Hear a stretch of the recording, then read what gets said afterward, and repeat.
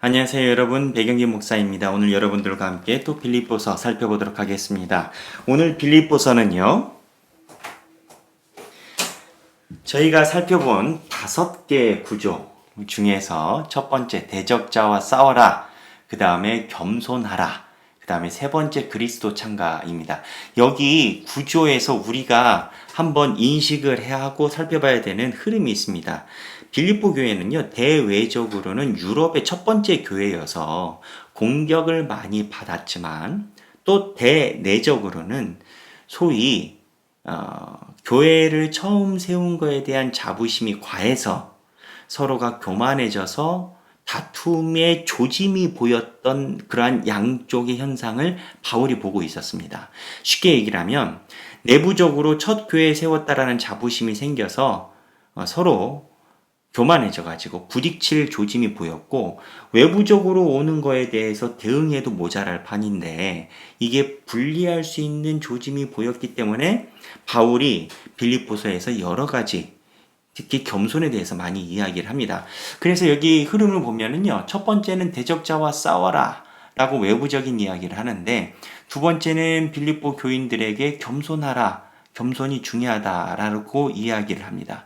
근데 이 겸손의 연장선상에서 세 번째를 이야기를 하는데, 예수 그리스도를 찬양하는 그 찬양시를 집어넣습니다. 찬양시를 집어넣는 팩트가 예수 그리스도가 하나님을 높이기 위해서 겸손하셨다라는 맥락입니다. 그러니까 두 번째 빌립보 교인들에게 겸손하라라고 이야기한 내용이 너희들이 괜히 겸손해야 된다라는 게 아니라, 너희들이 겸손하게 되면 예수 그리스도가 하나님 앞에서 겸손해지고 오히려 하나님을 높였던, 하나님과 똑같은 동체이신데 하나님을 높이셨던 예수 그리스도의 겸손에 들어간다라는 이러한 맥락입니다.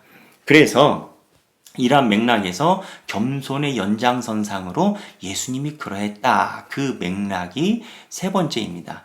그러면서 이제 네 번째는 어떻게 하냐면, 이 겸손을 하고 예수님처럼 살아가는 것이 쉽지 않다, 예수님처럼 겸손하면서 사람들을 높이는 게 쉽지 않다, 그리고 언제나 이 마음을 잃지 않기 위해서 두렵고 떨림으로 구원을 이루라, 두렵고 떨림으로 날마다 긴장하라, 그런 내용이 네 번째고요.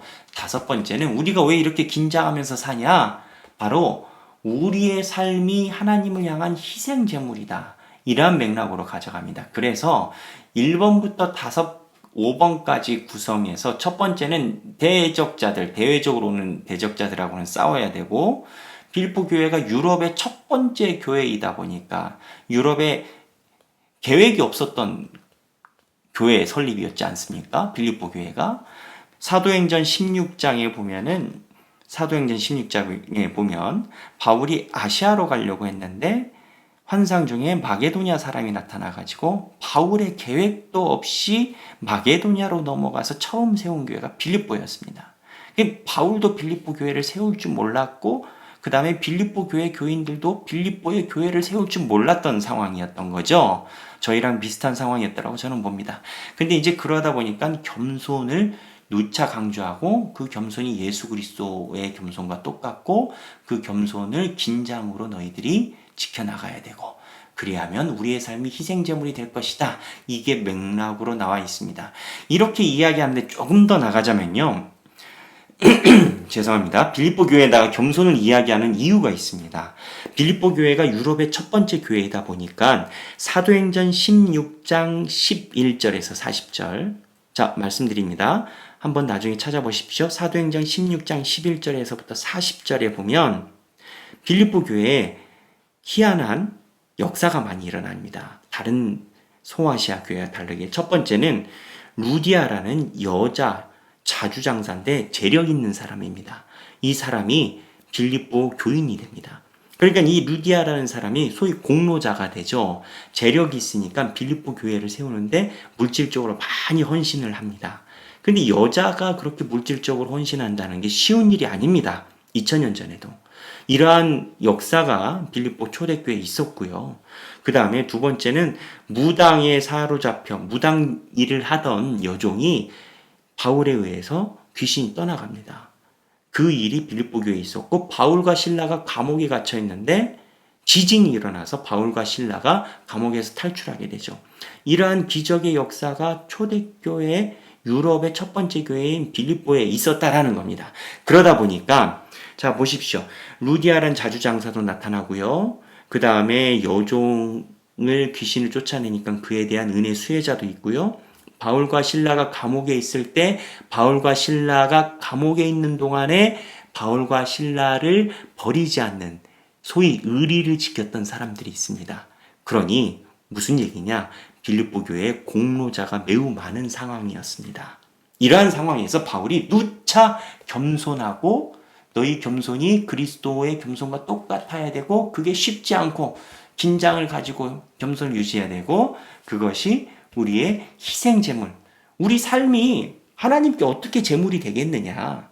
우리가 뭐 양처럼 목을 베고 죽어야 되느냐? 아니다라는 겁니다.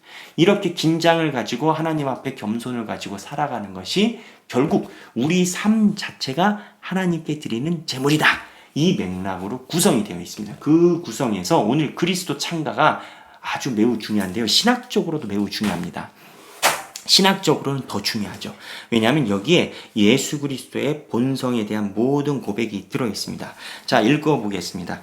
2장 5절 너희 안에 이 마음을 품으라 곧 그리스도 예수의 마음이니 이 겸손 다음에 예수 그리스도의 마음을 이야기를 해요. 6절 그는 근본 하나님의 본체시나 하나님과 태초부터 똑같은 신이셨다라는 겁니다. 본체시나 하나님과 동등됨을 취할 것으로 여기지 아니하시고 하나님과 똑같은 신이신데 오히려 하나님과 동등됨으로 여기지 않고 7절 오히려 자기를 비워 종의 형체를 가지사 하나님과 똑같은 신이신데 자기를 겸손히 낮추시고 일부러 인간의 몸을 입고 오셔서 더 낮은 자로 오셨다라는 겁니다. 종의 형체를 가지사 사람들과 같이 되셨고 신이 인간이 되는 종교 구조는 우리밖에 없습니다.